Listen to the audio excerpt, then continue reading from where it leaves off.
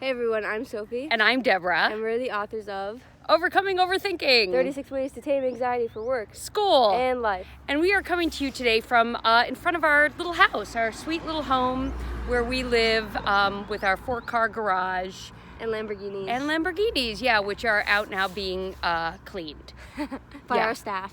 We don't live like this. This is not our home. It's actually a very beautiful home that is neighborhood adjacent to us. But today's tip is about using social media as support. And most people feel like they need to make their lives look perfect. And glamorous. On social media.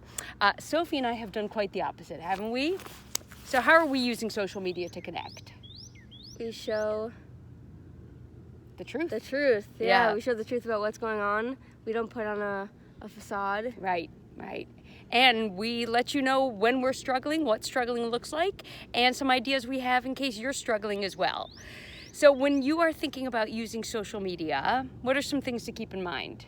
I think a lot of things to keep in mind is for parents who are watching this, a lot of parents just think like, I gotta keep my kid off of social media. And the truth is, whether you tell them that they can or can't do it, they're gonna do it anyways. So you need to teach them, ooh, there's a bunny.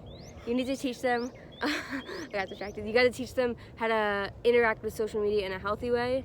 And how to use it as support, like we mentioned. Yeah, and one of the things I'll say is, Sophie, I think about one of your anxiety disorders, trichotillomania, which is pretty rare. It's the rarest, I think, of the ones you wrestle with. Of the 4. Yeah, and you have found groups on social media so that you know you're not alone and they know they're not alone. So whatever it is you're wrestling with, you can use social media either as a way to show off an incredible life of perfection that you are not really living, or you can really use it to connect to people who get you. And show the truth. See you next time.